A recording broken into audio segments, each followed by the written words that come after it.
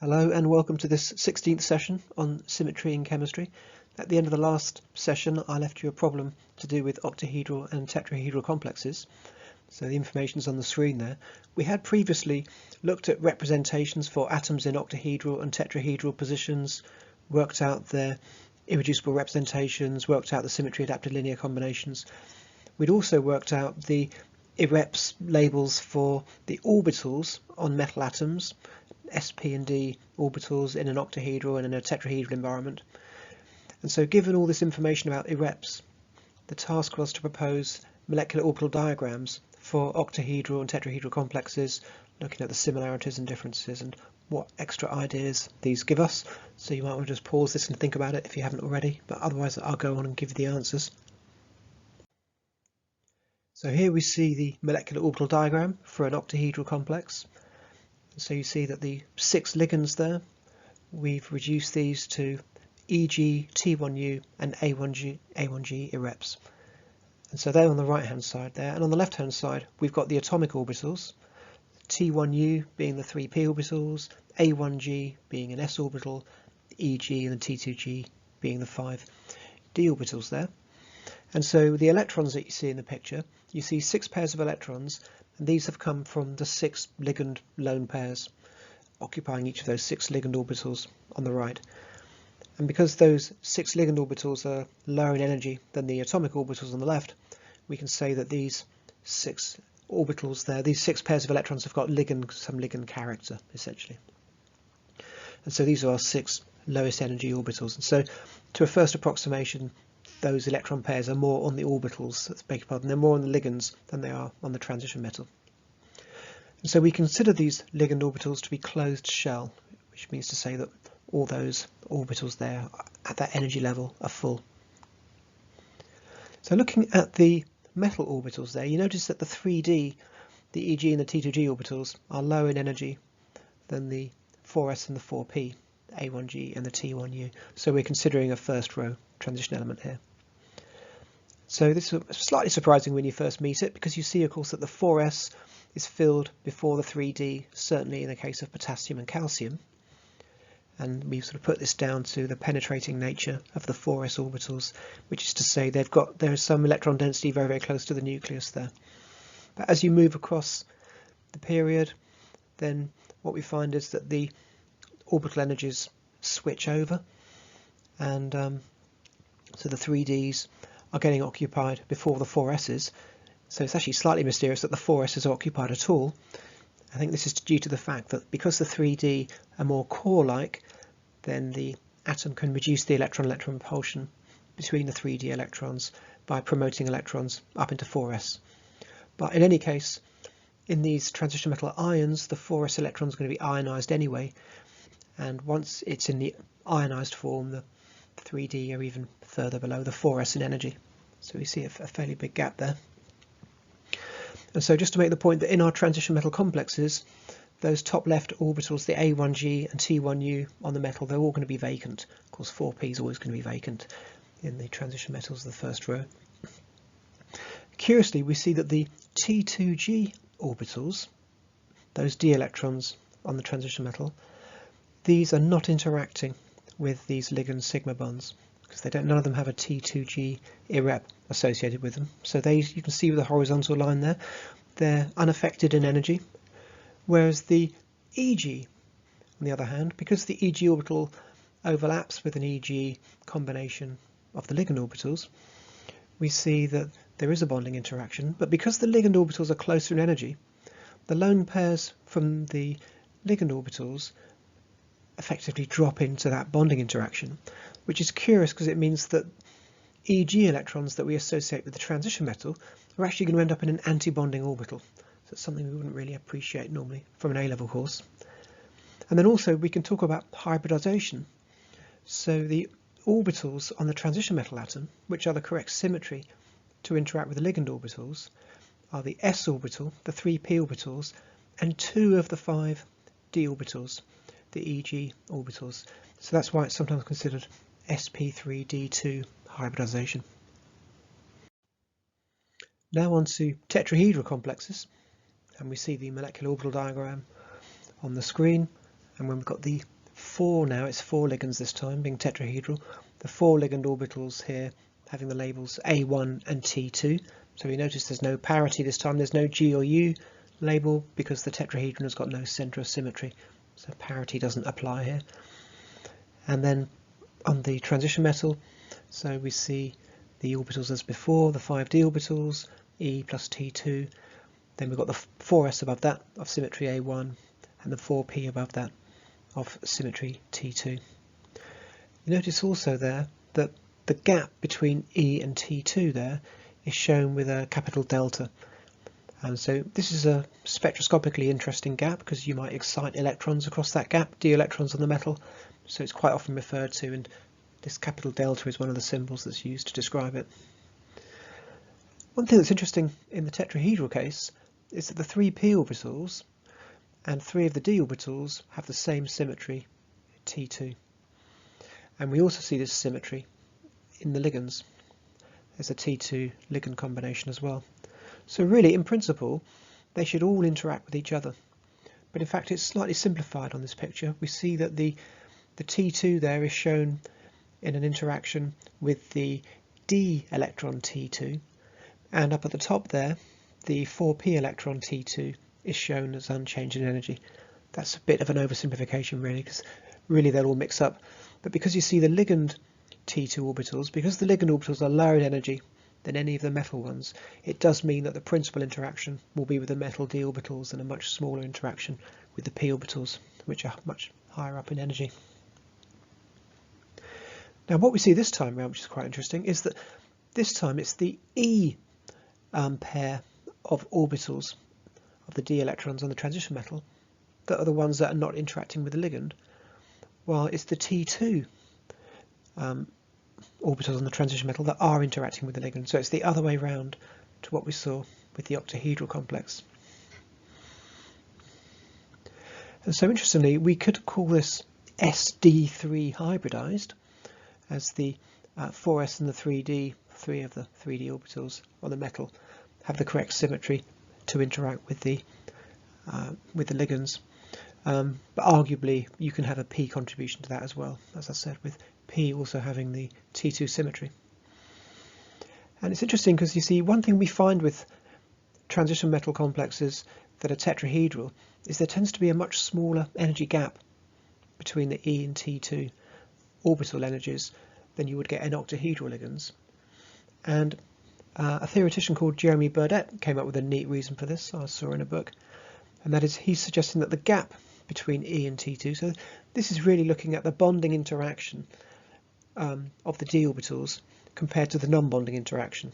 So obviously in a tetrahedral case, it's the T2s that are doing the bonding, and we look at the difference with the non-bonding E's, whereas in the octahedral case, it's the other way around. It's the E's that are doing the bonding and the energy gap with the non-bonding T2s. So he came up with this neat idea that the splitting in energy there that we see in the spectrum, in the MO diagram, is roughly proportional to the number of ligands there are, so 4 in tetrahedral, 6 in octahedral, divided by the number of ligand interactions. So that's to say divided by the number of salks there that interact with the d orbitals. So for example, in the tetrahedral case here, we've got 3 salks, the ones that transform as T2, which are doing the interaction, whereas in the octahedral case, there are only 2 ligand salks, the 2 of the EG symmetry, which were doing the combination. And of course this is rather neat because, so it means then in tetrahedral, so 4 ligands divided by 3 salks, the octahedral, 6 ligands divided by 2 salks, and so when you look at 4/3 divided by 6/2, you actually end up getting 4/9, and the tetrahedral splitting is about 4/9 of the octahedral splitting. This is observed, so that does seem to be quite a sensible theory. Now it gets more interesting when we start to add a pi interaction. So you can see on the screen here that we've got effectively the original sigma complex interaction in black, and we've added a pi interaction in red. And And you can see here actually there's two MO diagrams because there's actually two types of pi interaction. So you see on the left there we've got pi orbitals which are quite close in energy to the other ligand orbitals, the sigma ones, whereas on the right they're much higher in energy, and that's because these ones are actually the pi star orbitals. So there's two different types of pi interaction that we might see. We might see pi orbitals that are occupied, donating electrons into the transition metal, or we could see pi star orbitals which are unoccupied, accepting some electron density from the transition metal. And so you see, because the pi overlap sideways on is regarded as less efficient, then the T1U interactions are just ignored, because we see a significant T1U sigma interaction with the ligand orbitals. So because that's more important, we just kind of act as if the T1U is non-bonding in the pi interaction. And perhaps another thing we should say is that as far as the ligands are concerned, we're just considering one ligand orbital acting in the sigma sense, which we might assume to be a p orbital pointing directly at the transition metal. So in other words, we haven't explicitly included a ligand s orbital as well, which would have the same symmetry, so it could in principle be involved in a bonding interaction, but we're not looking at it in this particular picture here. And so this is just pointing out that we could be looking at pi or pi star on the ligands. And so, as I say, we have this back bonding from the transition metal potentially into the pi star orbitals. So this is interesting. So what we're looking at here is a representation for the pi interaction. And so the pi interaction for each of the 6 ligands around an octahedron, as well as a p orbital pointing directly at the transition metal, which would be the sigma one, we'd have the 2 perpendicular p orbitals, which could both be doing a pi interaction. So with 2 possible p orbitals per ligand, that's 12 orbitals altogether that we consider, and this is why the character is 12 for the identity, which is the first number there. And so when we look at these different possible interactions, we see then that looking at these for the other symmetry operations, we've got a bunch of zeros in there, and then the only other non-zero one is -4 for C2. So for example, if we had let's say a C4 interaction, then if you've got a C4 axis in an octahedron, 4 of the ligands are moving all together around, the 4 as it were equatorial ones. The 2 axial ones, which have got a C4 axis going through them, well in that case the pi orbital, the p orbital on the atom is rotating 90 degrees. So it's sending one p orbital into another p orbital. So they also have a 0 contribution to the character. So the C4 operation has got a 0 character associated with it. A C3 operation also rotates all the ligands into other ligand positions. So that also returns a 0 character. And on top of that, we've also got the perpendicular C2 axes, and these are bisecting bonds. So again, all of the ligand atoms are moved into other atoms' positions. And so the only symmetry operation which gives a non-zero character other than the identity is going to be the C2 operation. So the C2 operation, again, it goes through 2 axial ligands. The other 4 are all going to be moving and contributing 0. But looking at the 2 ligands that are on the axis, there's going to be 4 ligands involved altogether. So it's like the px and py on the ligand above and below. And when you do the C2 rotation, of course, each ligand turns into minus itself. So each of those 4 ligands contribute -1. And so that's the origin of the -4 in the representation.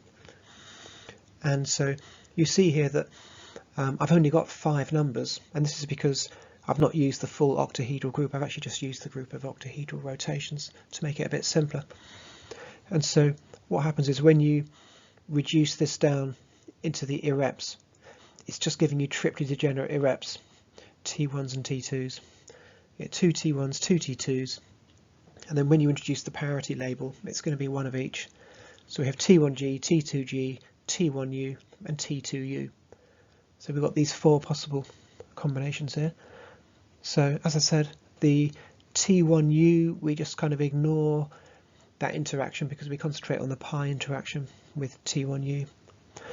The most significant of these is going to be T2G, because T2G is one of the irreps of the orbitals on the transition metal, and in the octahedral case, the T2G are ones that didn't have any other interaction. There was no sigma interaction involving T2G.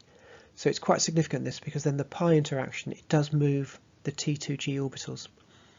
And so you can see on the diagram on the left there, we've got this sort of interaction, the T2G moves down, and so that's going to get populated by the electron pairs in the pi bonds on the orbitals. So the 6 orbitals, so beg your pardon, the 6 ligands will each put an electron in there, and so we get 3 filled T2G orbitals. And so what that means is that the T2G metal electrons, they're going up to the T2G star. So those metal T2G orbitals, as it were, go from non-bonding to anti-bonding. And in the process, that interaction, as you can see, squeezes the gap. So we get a smaller delta gap there. So that's the most significant one, the T2G. So as I say, the T1U we ignore because there's already a big sigma interaction. The other ones there, T1G and T2U, these are not seen on the metal at all. So they are just going to be straightforwardly non-bonding. And then looking on the right hand side diagram, so it's a similar sort of thing. We consider the T2Gs to be the most important symmetry on the ligand orbitals. But in this case, we've got this much higher energy vacant pi star orbitals that we're looking at on the ligands. So when this interacts with the metal now, the metal d orbitals, so of course the metal d orbitals now lower in energy, they drop down, and so this is now expanding the delta gap between T2G and EG. So the metal T2G electrons will just drop down, and of course they're all vacant anyway, the ligand pi star orbitals, so they're not adding any electron density into the system. But what is happening actually is that we are getting a little bit of electron density being fed back to the ligands, because there will be some ligand character to that bonding interaction with the T2G. So you can see that the pi and the pi star orbitals there have an opposite effect on the size of delta, which is the T2G EG gap as far as the electrons on the transition metal are concerned. And I've just pointed out at the bottom there with the symmetry label, so T1U, that irrep symmetry there, that's the symmetry that we associate with the X, Y and Z axes, and so this is why we associate T1U with the p orbitals, as they're just vectors on the X, Y and Z axis effectively. Whereas T2G is the product of two different Cartesian axes, X, Y, X, Z and Y, Z. So these point between two of the axes, and so this is why they're associated with those 3 d orbitals with those subscripts. Now we're going to look at a pi interaction in a tetrahedral complex, and you can see we've got this MO diagram on the screen here, a more complicated looking one, and in fact there's a big difference in the approach here to the ligands, because you see actually we've got 2 sets of sigma ligands shown on the diagram, S and P, and to be honest I don't really know why the S have been included there, because really the p orbital is the one that's going to have a better overlap and better interaction with the transition metal. So remember in the previous diagram we didn't consider s orbitals on the ligand. So I think they'll have less interaction, and actually on this diagram it actually looks as if they've got a very large interaction. So that seems a bit odd, you know, unless notionally they're considered to be I was going to say overlapping with the inner shells on the transition metal. Anyway, I think we can effectively just ignore the s orbitals on the ligands there. So really it's the p orbitals on the ligand that are more important. So we've got 4 of the ligands this time, and so they're going to transform as A1 plus T2. So these are the A1 plus T2 sigma levels that we see on the right hand side. And this time we're also going to include a pi interaction. And so again, of the 4 ligands, as well as the p orbital that points at the transition metal, each of those ligand atoms will have 2 perpendicular p orbitals, which could be involved in a pi interaction. So 2 p orbitals in each atom multiplied by 4 ligand atoms gives 8 of these possible pi interactions, and that's why T1 plus T2 plus E, that's a total dimension there of 8. And so what we see there, like we saw before, we've got the SP and D subshells on the transition metal on the left there. So you can see that again we've got the T2 D electrons there overlapping with the T2 sigma combination from the orbitals, and but this time somewhat differently from before. You see that the T2 symmetry P electrons on the transition metal, they're not actually shown as level in this diagram, so this is perhaps slightly more realistic, showing them going up a bit in energy, but there's a little bit of interaction with the other T2s on the ligand orbitals. And so this time what's going on is we've got a little bit more action in the middle there with the pi orbitals. So what we can do is we can actually look to derive these. So like I say, we've got 8 possible p orbitals involved, so got 2, well, that's like a px and a py on each of the 4 ligand atoms. And so when we consider the tetrahedral operations, obviously the identity returns 8 because we've got 8 orbitals. Then we've got a bunch of zeros and a -1. So thinking about the symmetry operations that you have in a tetrahedron, we've got our S4 operation. So the S4 is going to move all the ligand atoms into other positions, so that will return 0. We've also got C2, and that will move all the ligand atoms onto other positions and return 0. We've also got the dihedral mirror plane, that also moves all the ligand atoms onto other positions, returning 0. But the odd one out here is the C3 operation, because the C3 axis will pass through one of the ligands. So the other 3 ligands will be rotated into each other's positions, and they'll all return 0. But then one of those ligands is going to have the C3 axis passing through. So we need to consider that C3 axis passing through perpendicular to the px and py orbitals. And because it's a C3 rotation, we've got this 120-degree rotation. And so this will mean there's a character of cos 120 for each of the 2 p orbitals. Of course, the cos of 120 is -1/2, and when we have that with 2 orbitals, it gives us the -1 that we've got for the character shown on the screen. And so we reduce this, and this reduces to E plus T1 plus T2, as you know, parity labels being tetrahedral. So that explains these 3 symmetry labels that we've got on the pi interactions there, E1, T2 and T1. Right, so so that T2 there is going to be a little bit of interaction of the T2 with the T2s on the transition metal atom. Other than that, we've got an E orbital in the pi that will also interact a little bit with the E orbitals on the transition metal.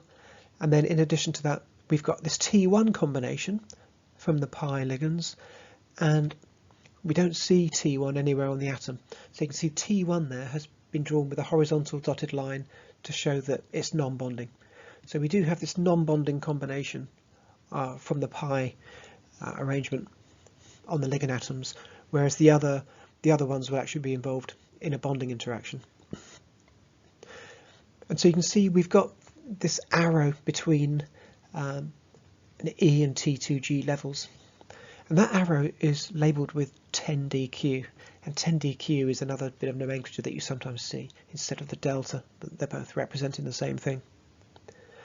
And so you see this time the E, remember, was in the original tetrahedral MO diagram, the E was non-bonding, but actually now the E has turned into being anti-bonding because we have this E symmetry in one of the pi irreps from the ligand orbitals.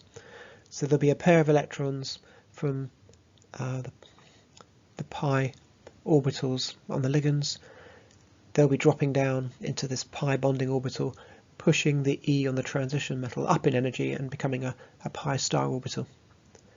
And likewise, we've got the T2 from the transition metal being an anti-bonding orbital because, of course, we had T2 from the sigma bonding interaction.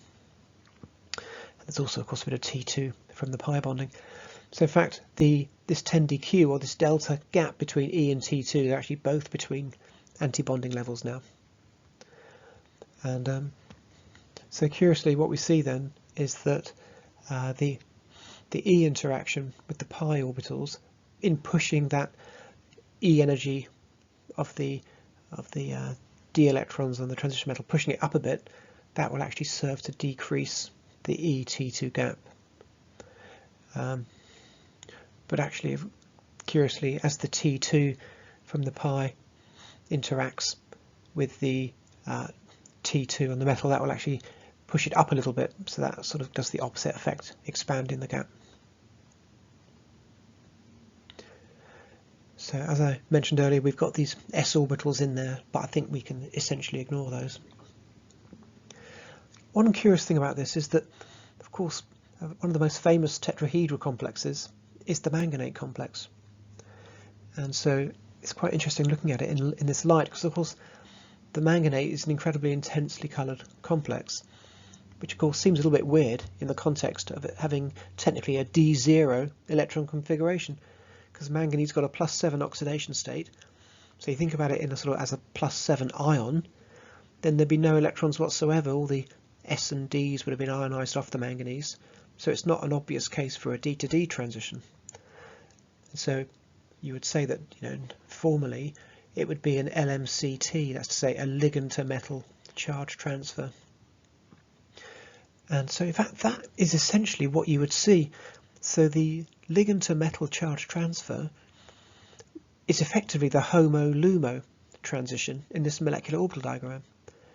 So if you think about it, all these ligand electrons are dropping into these orbitals here. So well, we've got the sigma ones from the S, we must forget about those. Look at the sigma ones from the P. So we've got those four p orbitals there having a sigma interaction. So those 4 pairs of electrons drop into the A1 and T2 levels there.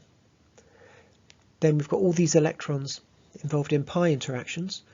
So all those electrons can drop into these orbitals there.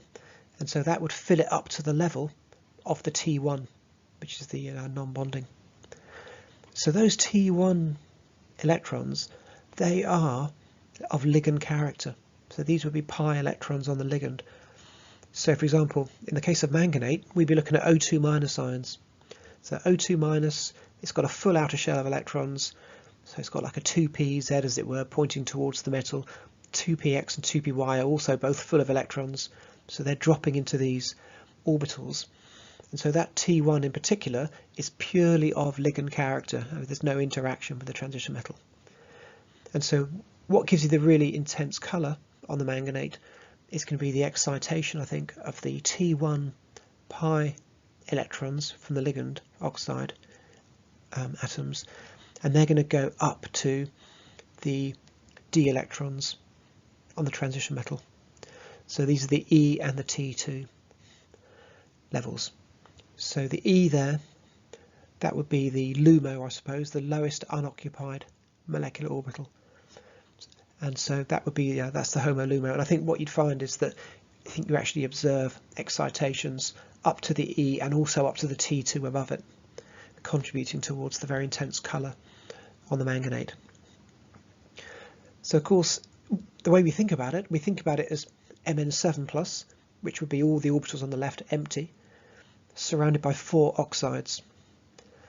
So you can think about that. That's like 4 oxygen atoms, each of which are 2 electrons short of a full outer shell. 7 electrons coming their way from the manganese. That fills 3 of them up totally, and one of them adds 1 electron to, and that one space there is formed by the extra negative charge, the formal negative charge on the manganate ion. So in this picture then we'd have all the orbitals on the left empty and all the orbitals on the right full, representing the oxide ions, all being full up with electrons. But it is a bit strange, this picture, from the point of view of bond order. Because you think about it, I mean, when you think of it in a covalent model, the manganese has got 7 bonds, hasn't it? I mean, that's what the +7 oxidation state means. Effectively means there's 7 bonds with a species of greater electronegativity. So I don't think we can very easily read those 7 bonds off the diagram. I mean, I think quite straightforwardly the 4 sigma orbitals would represent 4 bonds, a bond order of 4. And then I think the next 3 we'd have to pick up from the pi bonds. So, I mean, in a way, it might make more sense if, the 3T2 was underneath the E, those were full up, and then you'd have 7 orbitals, each with pairs of electrons in, and then perhaps the E pi orbitals might be considered essentially non-bonding, and obviously the T ones are perfectly non-bonding. So yeah, slightly tricky to marry the bond order up there, but you can get fairly close to it. Now, of course, sulfate is a species where you might consider this kind of thing going on as well, because of course in sulfate we have a pi interaction, and we've got 4 oxide ions around a central atom. Especially in the case of sulfate 6, again you would consider completely vacant outer shells, orbitals, where sulfur's in the +6 oxidation state, and so it's a similar sort of thing. I suppose the difference is really with sulfur is that with sulfate, that is the d orbitals are going to be altogether less accessible. So of course sulfur is in the 3rd row of the periodic table, and so you're a little bit further away from the d orbitals being occupied. So that's one effect it would have on the diagram. Now, square planar complexes are quite interesting, and so square planar complexes don't make total sense from the point of view of, as it were, sort of valence shell electron pair repulsion theory, because certainly when you've got 4 ligands, you'd expect if they were all mutually repelling each other, they'd end up in a tetrahedral sense. And so square planar, these are far less common complex geometries to meet, but there is a particular time when we do quite often meet them. One way of thinking about it is it's a bit like an octahedral complex where you've lost the axial ligands, where the ligands on the z direction, if you like, have been stretched and stretched and stretched. So one thing we do see with octahedral complexes is we do sometimes see a perturbation where the axial z ligands move a bit, and you can distort an octahedron down to a tetragonal structure, and so in a way the square planar is kind of taking that to its sort of a logical conclusion of removing the electrons altogether. And so it does mean then that as far as the geometry is concerned, while you might consider x and y to be equivalent in a square planar complex, z is no longer equivalent with them. So obviously in an octahedral arrangement it's a so-called cubic symmetry where x, y and z directions are equivalent, but in the square planar sense we've lost that equivalence with the z direction. So we can see the orbital diagram there on the right hand side, and so you see that on the far right, the ligand orbitals, so we're looking at a sigma interaction, so we've got 4 ligand orbitals pointing towards the transition metal, so you can see these are coming out as A1G, EU and B1G, these irreps. And so in the case of these symmetries, we can see that all 3 of these symmetries can interact with orbitals on the transition metal center. So A1G, that is the same symmetry as a dz squared orbital. B1G is the same symmetry as x squared minus y squared. So that makes sense, doesn't it? Because those 2 sets of orbitals are kind of lined up, those 2 d orbitals are sort of lined up on the Cartesian axes, rather like our ligands are, the way we define it, our axis system. Whereas the 3 remaining d orbitals that point between the axes, you can see these ones are not interacting at all with our ligand orbitals. And in addition to that, we've got this EU representation on the square planar ligands, and it so happens that EU is the symmetry there for the px and the py orbitals, which we can see on the transition metal center. So these are the 4p orbitals. And so there we have our diagram. As I say, 3 of the d orbitals on the metal are unaffected, 2 of them in a bonding interaction, but again the ligand orbital energies are lower than the transition metal orbital energies, which mean that the bonding orbitals have mainly ligand character, and so the antibonding orbitals, dz squared and dx squared minus y squared, have mainly transition metal character. And so again, these metal d electrons are essentially going into antibonding orbitals. And you can see there the delta is defined as being between the non-bonding metal orbitals and the first excited antibonding metal orbital. And so what I'm going to do here is I'm going to try and rationalize these assignments, and I'm just going to make life easy for myself by pretending it's D4 symmetry rather than D4H. So basically I'm dropping the parity label at this stage just to simplify the calculation of it. And so using the character table before, the character table below, taking the 4 ligands there, assuming we've got sort of a p orbital having a sigma interaction with a transition metal, then we take those 4 ligands, treat them as a representation. So we've got our representation there for 4 for the identity for those 4 ligands, and then we can see there the other operations returning 0 apart from the C2 prime, which is returning 2. So let's see if we can rationalize that. Well, first of all, the C4 rotation, that's going to move all the ligand atoms onto other positions, so that returns a character of 0. And likewise, the C2 rotation also moves all ligand atoms onto other positions, returning 0. And then we've got these 2 perpendicular C2 axes, C2 prime and C2 double prime. The C2 double prime actually goes between the ligand atoms, and so in that particular operation, again, all the ligand atoms move. But in the case of the C2 prime here actually cuts through 2 ligand atoms. So the other 2 ligands switch place, returning a character of 0. But then the 2 ligand atoms where the axis goes through, they return each of them a character of 1. And that's because these are sigma interactions. So it's a p orbital just pointing down that axis. So rotating around that axis doesn't change the ligand at all. So those 2 ligands, those 2 sigma bonding ligands on that axis remain unchanged, returning the character of 2. And so this is going to reduce to A1 plus B1 plus E. And so because I've not used a parity label so far, I've not proven the G and the U aspects of it. But we can see here the way that the MO diagram has worked out, that the A1 and the B1 must be parity label of G, because these ones are d orbitals, and the E must have parity label U because it's a p orbital, so that's obviously an odd parity orbital, whereas the d orbitals are even parity. And now finally we're going to look at pi interactions on a square planar complex, and in this particular case we're going to be looking at pi interactions where there are electrons in the pi orbitals on the ligands. And so on this diagram here we can see a very busy diagram.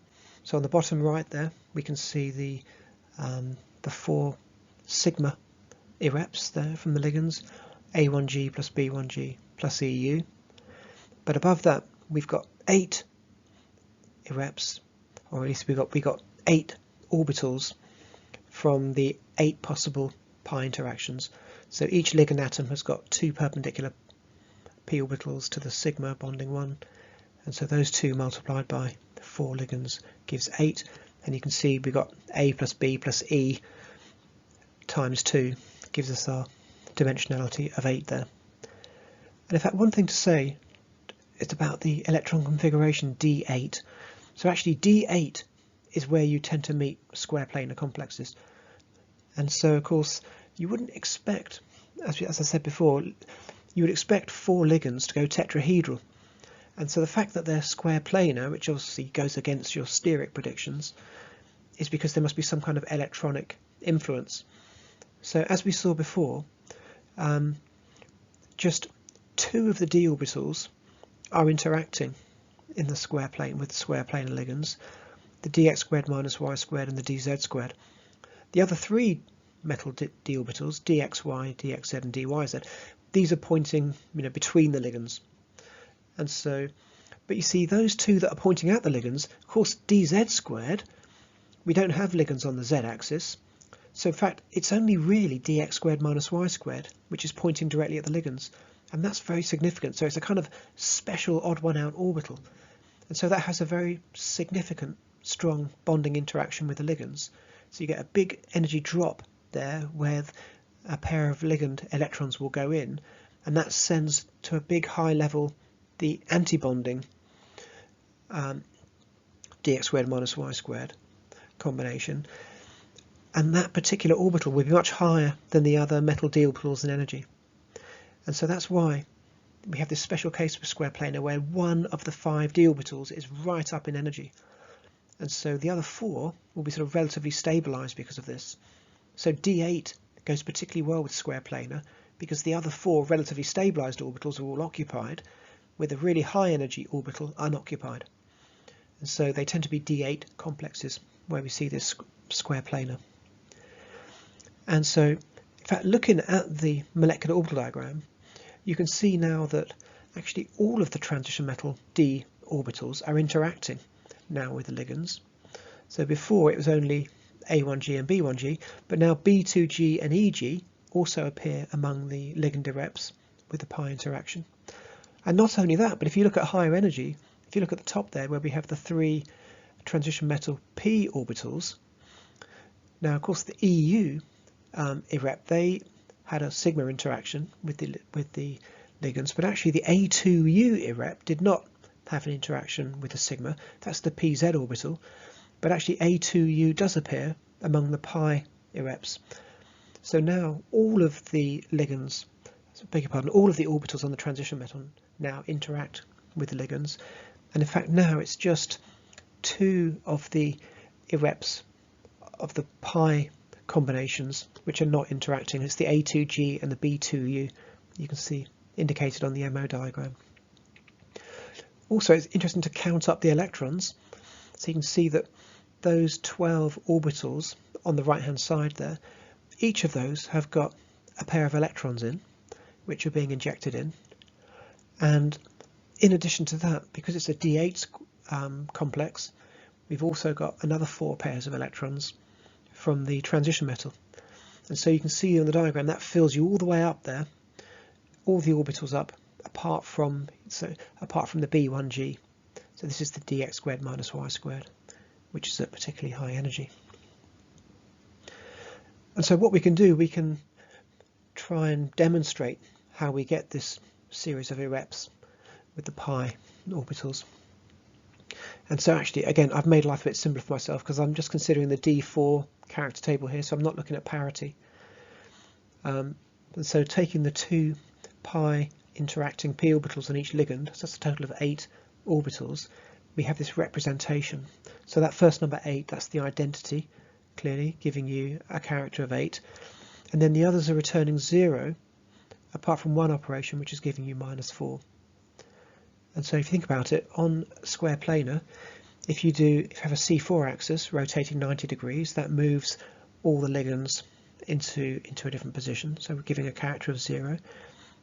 If that's 180 degree rotation, again all the ligands are moving into other positions, giving a character of 0. And then what we have are the perpendicular C2 axes. If you've got a C2 axis which goes in between ligands, then again they all move position, giving you a character of 0. But where you have a C2 axis that cuts through the ligands, what you find is obviously the two remaining ligands which get moved, they have a character of 0. But the 2 ligands which the axis passes through, when you do the twofold 180 degree rotation, each of the 4 ligands, 2 p orbitals on each one, flips to minus itself. So those 4 orbitals give you a -4 character. So that's the origin of that representation. This reduces to 2A2 plus 2B2 plus 2E. And so it turns out, when you do it properly using D4H, you'd see that each of those pairs is a G and a U. But I mean, I've not demonstrated that, but we've done most of the work there. So we've assumed these are even and odd. So there you go. I think that's about the most complicated MO diagram we're going to come across here, this square planar pi interaction.